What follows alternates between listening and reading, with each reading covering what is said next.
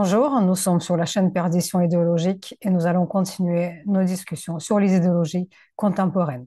Je voudrais bien consacrer cette vidéo d'aujourd'hui à un cas particulier. C'est le cas qui concerne les menaces de mort qui sont adressées aux apostats au nom de l'antiracisme.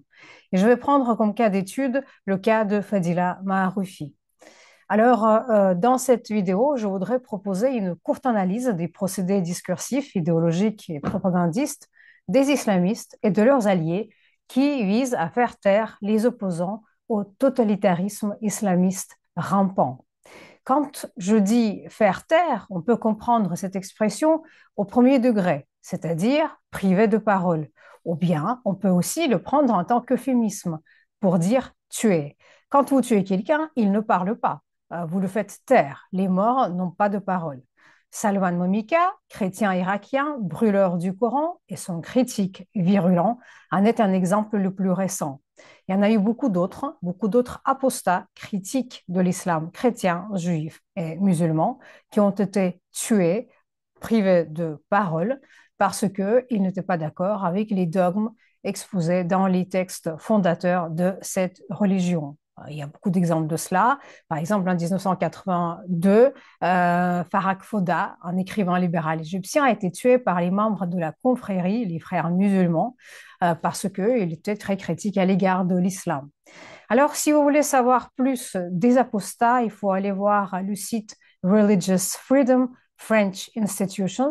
Et c'est un site qui représente les témoignages des apostats qui sont persécutés en Occident. Je mettrai le lien sous la vidéo. Donc, parmi les pires ennemis de l'islam sont les apostats. Alors, les apostats sont des gens qui quittent leur religion. Il n'y a pas que qui sont critiques à l'égard de l'islam, il y a aussi tous les autres. Mais si encore les juifs incarnent la figure de l'altérité haïssable à exterminer, si les chrétiens ou les impies, les athées sont les seconds sur cette liste des ennemis de l'islam, enfin en tout cas de l'islam radical, les pires pour eux sont ceux encore qui considèrent les mêmes, c'est-à-dire les membres de l'Ummah qui quittent l'Ummah. On ne quitte pas l'Ummah comme on ne quitte pas la mer, ce n'est pas si simple. Donc, les musulmans qui ont quitté l'islam sont en général passibles de mort, selon les opinions de la plupart des jurisconsultes musulmans et les gens du commun. Les critiques de l'islam et les apostats finissent souvent de la même manière, qu'ils soient ex-musulmans, ou qu'ils soient chrétiens, ou qu'ils soient juifs, ou qu'ils soient athées. On ne va pas entrer dans les détails des verdicts qui touchent aux apostats et qui sont écrits dans le Coran ou les hadiths. On va laisser ça aux théologiens. En tout cas, ce qu'on sait, c'est le sort des apostats en Occident. On ne sait pas tout à leur égard, mais c'est un sujet en soi qu'on va aborder. Parmi les plus connus des apostats, évidemment, on trouve Salman Rushdie. C'est l'apostat le plus connu du monde occidental parce que la fatwa lancée contre lui a été annoncée en 1989. Il était obligé de vivre sous la protection policière. Il est poignardé récemment par un jeune musulman qui est âgé de 24 ans. C'est une affaire qui a lieu en 2022. Le jeune fanatique n'était pas né à l'époque où la fatwa a été lancée, mais la transmission de l'appel au meurtre a agi sur le long terme. L'apostasie est donc un crime ontologique éternel qu'on ne peut pas expier. Si on peut l'expier, c'est soit par le retour à l'islam, soit par la mort. Donc, on sait que sont condamnés également à mort les non-musulmans critiques de l'islam. Dans les pays islamiques, il y a des peines de mort réelles ou les peines de prison pour les apostats, car il n'existe pas la liberté de la parole et la liberté de critiquer les religions. Dans le monde occidental, les apostats subissent en permanence les pressions et les agressions. Et cette pression ou ces agressions sont beaucoup plus grandes dans le cas des femmes.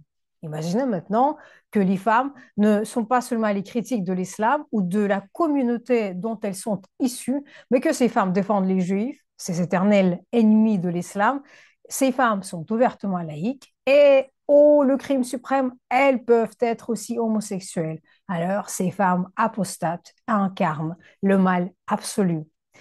Très récemment, dans la vidéo signalée sur X, un influenceur algérien appelle les vrais musulmans entre guillemets, en Europe, d'en finir avec les apostats.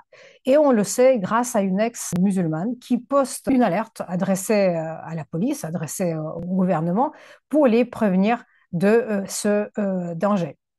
Voici son texte. Donc, elle dit qu'il existe un véritable réseau qui appelle à en finir avec les apostats. Et donc, elle appelle aux autorités françaises et algériennes, parce que ces influenceurs viennent de l'Algérie, de faire leur devoir. La menace est donc tout à fait réelle. Si on parle de notre réalité, et je vous ai dit que je vais parler de Fadila Maarofi, il y a d'autres manières de lancer des fatwas.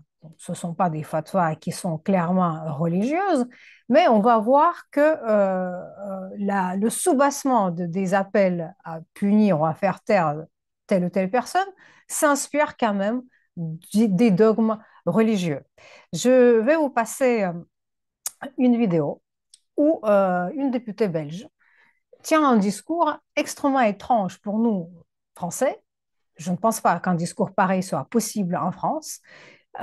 C'est une députée qui présente le parti Les Engagés en Belgique et qui tient son discours lors d'un conseil communal à Anderlecht. Anderlecht, c'est une des communes de la région bruxelloise. Cette députée s'appelle Madame Sophia Benani et dans ce discours, elle appelle à la censure en accusant d'islamophobie Fadila Maarofi. Regardons ensemble cet extrait. Nous ne donnerons plus la parole à Fadila Maarofi. Nous ne donnerons plus, comme vous l'avez fait pendant la semaine de la Proud, nous ne donnerons plus la parole à cette dame qui est aujourd'hui à la tête de l'Observatoire des fondamentalismes et qui est aujourd'hui une islamophobe reconnue de façon nationale, qui mène avec acharnement et détermination une lutte contre tous les musulmans. Oui, nous ne donnerons plus la parole à des islamophobes, à des racistes, à des xénophobes. Voici le discours de la dame qui appelle à la censure de Fadila Maarofi, qui, je signale, a obtenu le prix de la laïcité en 2024. Il a tellement dérangé par ses prises de position publiques, par son engagement, par ses discours et par ses activités de lanceuse d'alerte que les représentants officiels de certains partis belges ont décidé de la censurer, mais on va voir que ce n'est pas uniquement la censure dont il s'agit ici. Donc, je redis les paroles de Sophia Benani pour que vous puissiez vous rendre compte de la gravité de ce discours. Elle dit, nous ne donnerons plus la parole à Fadila Maarofi, comme nous l'avons fait pendant la semaine de la Proud. Elle veut dire Pride, et il s'agit d'une semaine de Gay Pride à Anderlecht. Fadila Maarofi y fait un discours qu'on peut voir sur la chaîne YouTube d'Anderlecht. Je mettrai le lien aussi sous la vidéo où elle raconte comment vivent les homosexuels issus de la communauté musulmane. Elle continue, Sophia Benani, je veux dire. Nous ne donnerons plus à cette dame qui est aujourd'hui à la tête de l'Observatoire du fondamentalisme et qui est aujourd'hui une islamophobe reconnue de façon nationale et qui mène avec acharnement et détermination une lutte contre tous les musulmans. Oui, nous ne donnerons plus la parole à des islamophobes, à des racistes, à des xénophobes. La circulation de la vidéo devient virale un jour ou même quelques heures après que ce discours a été filmé et la circulation de ce discours provoque également les réactions immédiates. Par exemple, suite à ce discours, le 25 décembre, Fadila Maarofi reçoit les messages avec les menaces de mort. Je vais les afficher ici et puis je vais revenir à ces messages pour pouvoir les analyser. Voici un exemple de ce qu'il a pu recevoir. Donc, on lui promet une punition sévère parce qu'elle est l'ennemi de l'islam. Voici, la chose est dite de manière claire. On va y revenir à cette accusation et à ce discours. Alors maintenant, avant de passer à l'analyse du discours de Madame Benani et à l'analyse de la menace que Fadila a reçue, une menace tout à fait explicite, je voudrais bien remettre les choses et les discours dans leur contexte social et politique européen, mais aussi local belge. On sait que la Belgique est la plaque tournante de l'islamisme occidental aujourd'hui. On le sait grâce aux travaux de Battior, de Lorenzo Vidino et de Florence Bergeau-Bleclerc. Il y a d'autres travaux d'Alexandre Delval, d'Emmanuel Razavi, mais aussi de Pierre-André Taguieff qui ont montré l'entrisme de l'idéologie islamiste et puis aussi islamo-gauchiste, car les islamistes sont bien sûr aidés par les partis du gauche dans les institutions européennes. Ce n'est pas une nouvelle. Connaissant de l'intérieur le fonctionnement de l'islamisme radical, étant infiltré chez les sœurs musulmanes, Fadila Maharofi en parle dans plusieurs de ses entretiens, mais aussi dans le livre auquel elle a collaboré, le livre de Florence Bergeau-Bleclerc.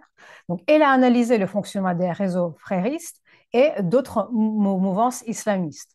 Fadila, évidemment, n'est pas très appréciée en Belgique. C'est une litote, nous sommes d'accord, par ces réseaux parce qu'elle est une véritable anthropologue sur le terrain qui connaît le milieu sur lequel elle travaille. Elle dérange vraiment.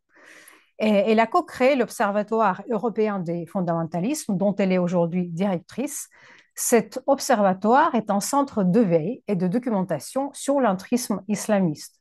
Elle ne cesse pas de lancer les alertes, d'expliquer aux gens quel est le danger de cet entrisme, quelles sont les stratégies des islamistes, comment on peut les repérer, etc. Donc, ça c'est son travail essentiel. C'est grâce à elle aussi qu'on sait comment les islamistes pénètrent les institutions européennes. Ensuite, Fadila Maharofi cofonde Café Laïque à Bruxelles. C'est un lieu où la liberté de la parole est tout à fait possible et différents sujets d'actualité sont discutés. Ce sont des sujets souvent considérés comme tabous ou bien abordés avec des pincettes du politiquement correct. Il s'agit de l'islamisme, de l'antisémitisme, du wokisme, du transgenrisme, mais aussi de l'apostasie. Fadila Maharofi, par ailleurs, soutient de manière inconditionnelle les Juifs en Europe et l'État d'Israël, qui se bat contre les islamistes sur plusieurs fronts, sur tous les fronts, en fait, depuis le début de son existence. Et il ne cesse pas de proposer une parole éclairée et argumentée sur le danger qui guette l'Europe si l'Europe n'arrive pas à comprendre un jour comment l'islamisation des sociétés est faite et par qui et comment elle est programmée. Le Café Laïque à Bruxelles, après avoir été vandalisé par les activistes transgenres il y a quelques années, aujourd'hui est sous les menaces des islamistes. Fadila est menacée de mort de manière régulière. La liberté de Fadila Maharofi est compromise en Belgique, sa protection n'est pas assurée et personne en Belgique ne veut l'employer de peur d'être soit taxé d'islamophobe, soit d'être une cible pour les islamistes. Ça, c'est pour le contexte global. Pour le contexte du discours de Madame Benani, il faut rappeler que Fadila Maharofi grandit à Anderlecht. Elle connaît très bien ce quartier. Et elle connaît aussi très bien la population de ce quartier et surtout, évidemment, la communauté musulmane dont elle est issue. C'est aussi une commune, Anderlecht, où malgré la neutralité religieuse à laquelle sont tenus les députés, il y a eu une motion votée en 2023 pour le port du voile. Et cette motion est bien passée, c'est une véritable victoire pour les islamistes. Si on regarde attentivement la salle du conseil communal lors du discours de Sophia Benani, on y voit un certain nombre de femmes voilées, ce qui est pour le moment impossible en France où le principe de la laïcité est inscrit dans la loi, mais qui est de manière systématique violé. Fadila Maharofi est également connue pour ses engagements féministes, universalistes et laïques. Je vous ai parlé du prix de la laïcité qu'il a reçu.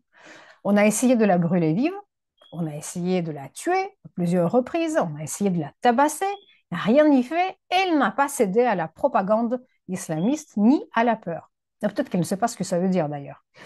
Fadila est une personnalité publique, elle prend la parole de manière ostentatoire, elle le fait souvent, elle montre du doigt l'entrisme de l'islam radical, elle explique quels sont ses ressorts, et elle porte également les insignes de soutien à Israël. Et le fait de porter les signes juifs pour un musulman, c'est absolument intolérable. Donc, Fadila est une cible parfaite pour tous ceux qui considèrent que la critique de certains comportements des gens issus de la communauté musulmane ne sont pas tolérables. Maintenant, revenons au discours de la députée. Ce discours est un discours officiel, car il s'agit du conseil communal dans le cadre institutionnel. Donc, dans le cadre officiel, il s'agit du discours politique. Le conseil communal réunit les représentants de tous les partis politiques, avec le bourgmestre, c'est l'équivalent du maire chez nous. La gauche, la droite, le centre, tout le monde y est donc présenté. La thème de la discussion actuelle était l'égalité des chances. Et c'est dans le cadre de cette discussion que la députée Sophia Benani prend la parole au nom d'une collectivité qui prône cette égalité des chances.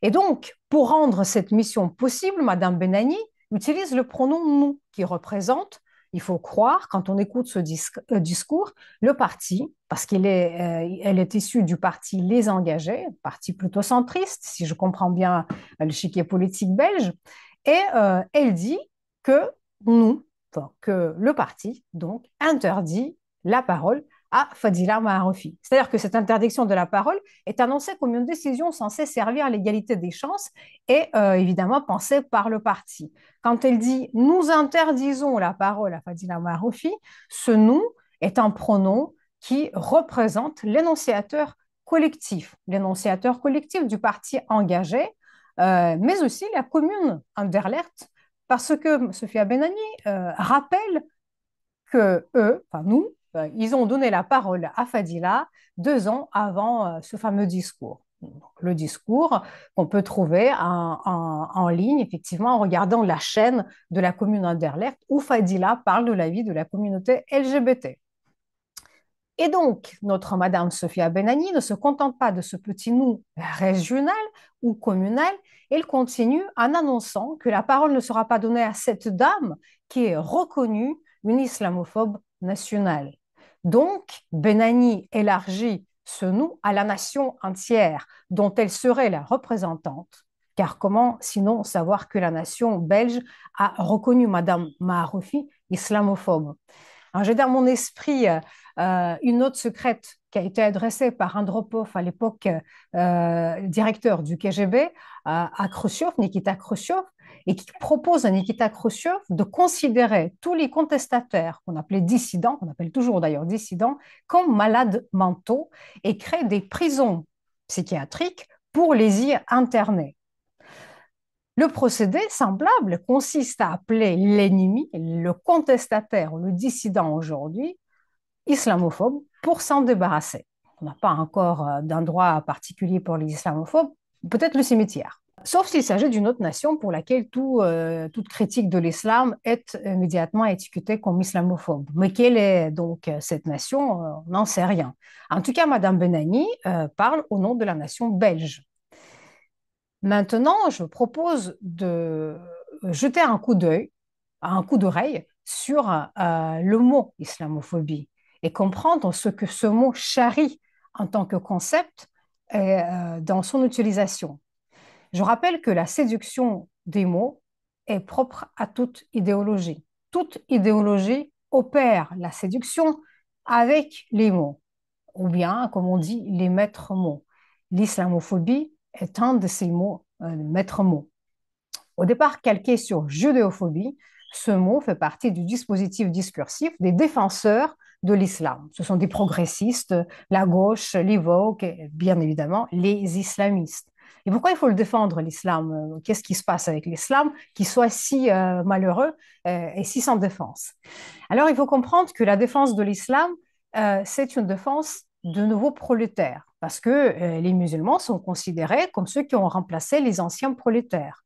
Et donc, ils sont victimes de l'injustice sociale de notre société occidentale, blanche, la société des juifs et des riches, où les pauvres sont les musulmans. Et donc, en fait, la défense de l'islam constitue un des chevaux de bataille du progressisme. L'islamophobie est un pseudo-concept dont la signification n'implique pas la peur de l'islam, comme on pourrait le comprendre si on tient compte de l'étymologie du mot, mais l'étymologie n'explique pas tout. Et là, acquis un sens nouveau avec le passage à travers le moulin idéologique. Le mot islamophobie contient le trait de sens discrimination. Quelqu'un qui est taxé d'islamophobe ou d'islamophobie aurait donc des comportements discriminants par rapport aux musulmans ou les discours discriminants qui concernent les musulmans. C'est donc un mot, arme, qui sert à faire taire tous ceux qui critiquent l'entrisme islamique ou l'islam car critiquer l'islam, c'est critiquer les victimes de la société. Et nous vivons à l'époque où la victime est le héros actuel de notre société. Ça concerne l'idéologie dominante. Et pour ça, il faut peut-être lire des ouvrages de Shmuel Trigano sur cette idéologie pour comprendre de quoi il s'agit. Il s'agit des victimes imaginaires, bien évidemment, de la société. Le mot, donc, islamophobie, véhicule avec lui l'ensemble des discours, et ce sont les discours bien rodés par les islamistes, bien évidemment, qui connaissent très bien l'idéologie dominante de la société occidentale. Il faut bien penser que quand on utilise le mot, il faut tenir compte de l'impact pragmatique de cette utilisation et de voir qui l'utilise, quel est le positionnement idéologique de ceux qui l'utilisent. Si on parle de l'Occident, à l'Occident actuel, l'idéologie dominante s'appelle l'antiracisme victimaire, dont Pierre-André Taguieff disait que c'est un antiracisme qui est devenu fou, voir ses ouvrages. Dans cet antiracisme, les musulmans occupent le rôle de choix en tant que victimes exemplaires et l'islamophobie est la principale forme du racisme, ce néo-racisme déclaré existant, systémique, etc., par les tenants des fabrications idéologiques. Le musulman, en gros, selon cette nouvelle langue de bois, serait le juif, donc la victime par excellence d'aujourd'hui. Les juifs d'hier sont devenus les musulmans d'aujourd'hui. Et donc, il faut les vénérer. La preuve en est, en fait, l'étoile jaune portée par les membres de la marche contre l'islamophobie en 2019. Aujourd'hui, la condition de victime, en fait, est la seule source de légitimité pour la minorité. Et la minorité la plus victimisée est déclarée celle des musulmans. Ça, c'est le point de vue occidental, qui a été évidemment bien nourri par les travaux d'un Edward Said ou d'autres intellectuels venus du monde arabe qui se sont confortablement installés en Occident. Donc, c'est une bouillie conceptuelle occidentale a été très vite saisie par les islamistes, par les fréristes, comme dit Florence Bergeau-Bléclair, qui ont très bien compris comment fonctionnait l'idéologie dominante qui divise le monde occidental en oppresseurs et en opprimés. C'est une idéologie qu'on appelle aujourd'hui Vogue, si vous voulez. C'est une idéologie qui vient du monde communiste. Donc, on n'a rien inventé, on a réinventé le communisme à l'occidental. Et finalement, les islamistes qui ont très bien compris comment ça fonctionne se sont emparés de cette bouillie conceptuelle pour se l'approprier. Parce qu'ils connaissent très bien le fonctionnement de la société occidentale, ils en sont d'excellents observateurs et ils ont très bien vu que le monde occidental, empêtré dans sa culpabilité postcoloniale, leur permet de tirer un très grand profit de tous ces concepts. D'un autre côté, le terme islamophobie ne vient pas uniquement du monde occidental, il faut chercher ses sources ailleurs. Les origines de ce concept se trouvent justement dans les textes de l'Organisation de conférences islamiques. C'est un bloc de 57 États qui sont représentés à l'ONU et qui émet un texte très intéressant en 1990. Ce texte s'appelle une charte des droits de l'homme dans l'islam.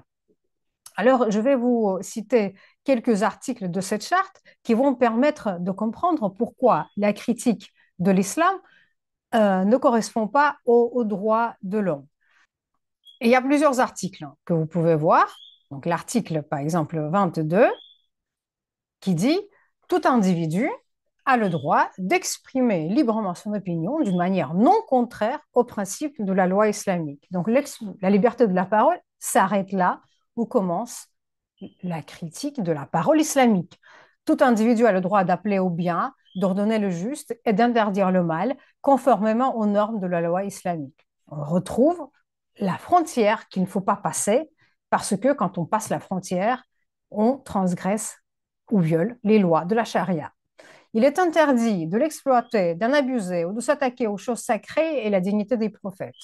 Donc, ça explique très bien ce qui s'est passé avec Charlie Hebdo, qui a osé enfreindre cette préconisation.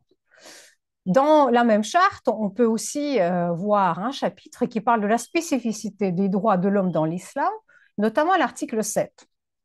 Par exemple, la liberté d'opinion et d'expression est garantie pour tous, Tout homme dans la société islamique a la liberté totale d'exprimer la vérité, de lutter contre l'erreur et le mensonge, et de prodiguer des conseils à autrui dans l'intérêt de tous, qu'il s'agisse des choses liées à la vie présente ou l'au-delà.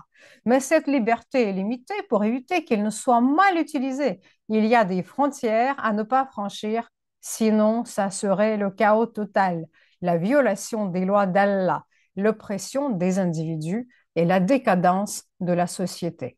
Donc c'est une charte vraiment très intéressante qui permet de comprendre ce qui se passe aujourd'hui dans notre société. Parce que, comme ces pays sont présentés dans l'ONU, ils permettent, enfin, ils insistent sur la promotion de ces principes. Je mettrai le lien vers cette charte sous la vidéo. Cette charte est soutenue par d'autres textes qui émanent des groupes de travail parlementaires. Je parle de l'ONU, par exemple le groupe Alliance des civilisations, dont vous pouvez consulter les rapports en ligne et qui promeuvent tous le fait que tout regard oblique ou critique vers l'islam ne doit pas être admissible ou admis. Par ailleurs, donc, n'oublions pas qui utilise ce mot. Donc, si le terme islamophobe est utilisé par les représentants des partis de gauche ou par l'Evoque ou par toutes sortes d'idiots utiles qui adhèrent à ces idéologies dominantes, bon, ça reste une étiquette infamante dont on sait ce qu'il vaut. Rien du tout. En revanche, si de l'autre côté, ce terme est utilisé par quelqu'un qui adhère aux lois d'Allah ou à la charia, l'accusation d'islamophobie peut servir de prélude au meurtre. Dans la perspective islamiste, islamophobe n'est pas celui qui discrimine les musulmans. Et d'ailleurs, dans aucun de ses discours, Fadila Maaroufi ne s'est attaqué aux musulmans, mais à certaines pratiques culturelles dont la communauté musulmane ne peut pas se défaire, comme par exemple la vindicte anti-juive. Donc, l'islamophobe est celui qui critique l'islam et qui est donc passible de mort. Souvenez-vous que la préparation du meurtre de Samuel Paty commence avec la circulation de l'accusation d'islamophobie sur les réseaux sociaux. Il est mort d'avoir été accusé d'islamophobie. Maintenant, pour faire court, ce terme et les soupçons permanents qui fait porter conduisent à plusieurs choses. D'abord, la censure, ensuite, la menace, et puis la violence. Et cette violence est physique, elle peut être mortelle. La censure a été clairement énoncée par la députée belge Sophia Benani.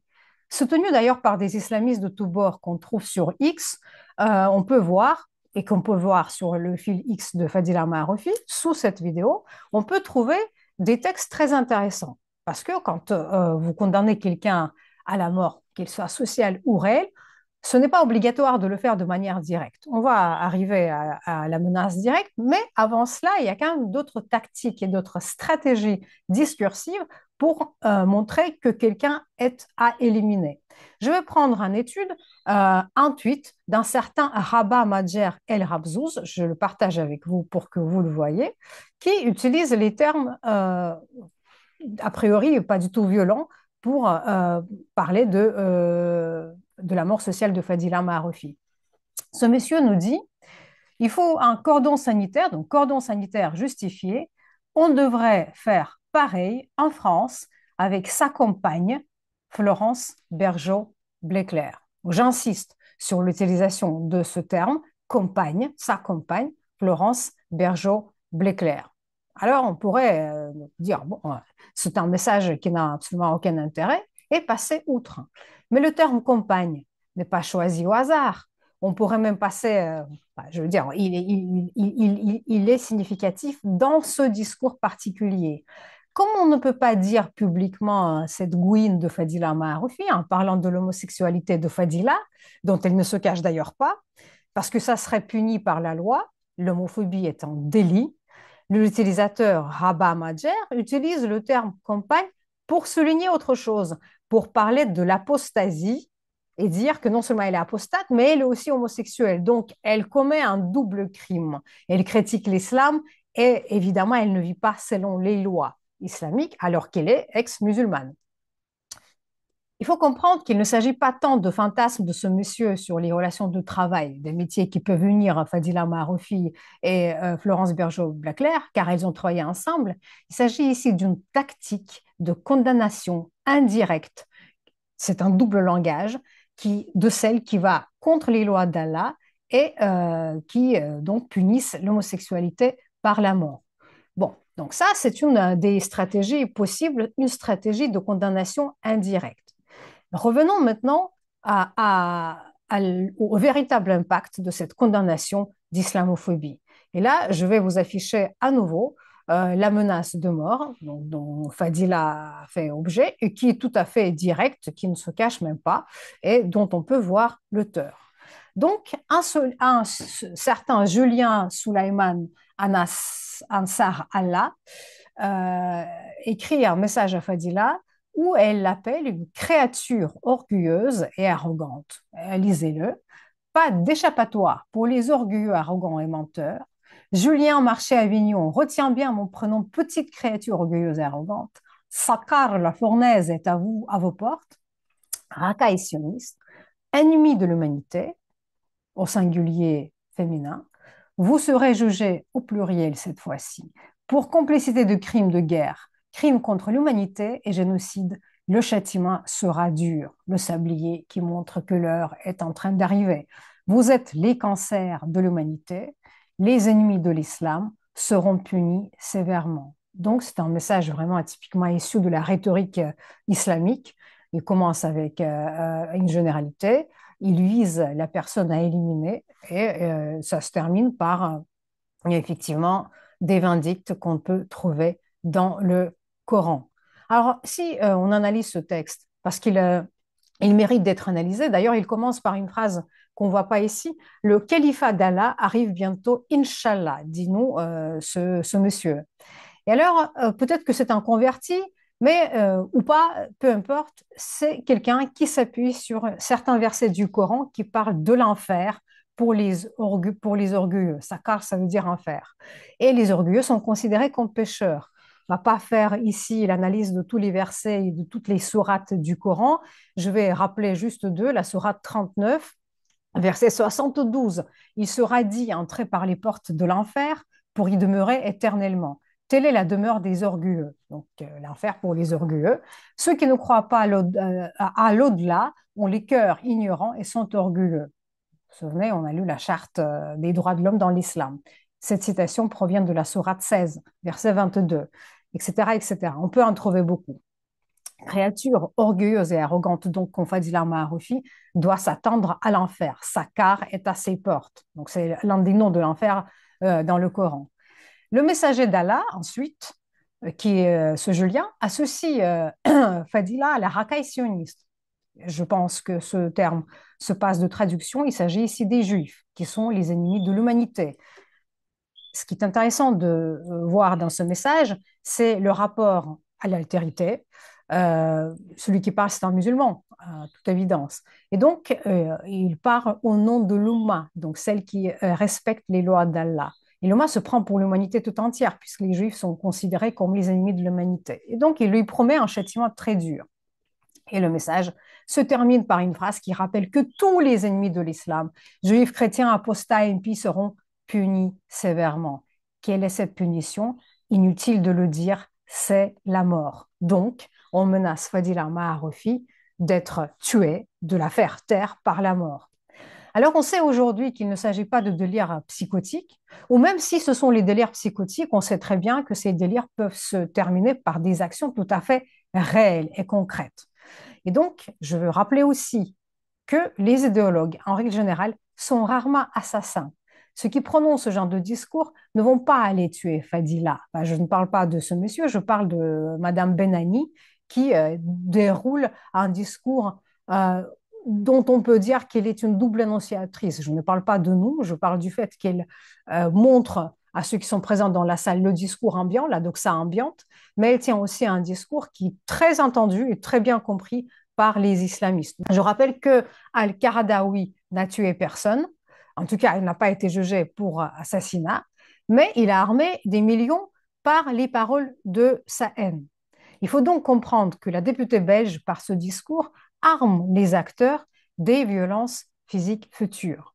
Je voudrais terminer cette analyse par une observation qu'on peut voir quand on regarde la vidéo. C'est d'abord les applaudissements, peut-être pas très importants, mais c'est surtout le silence de tous les autres représentants de différents partis. Personne n'a rien dit en entendant cette condamnation. Soit ils ne comprennent pas ce que ça veut dire, soit ils comprennent et donc, sans l'accuser, sans s'indigner contre cette accusation, ils en sont complices.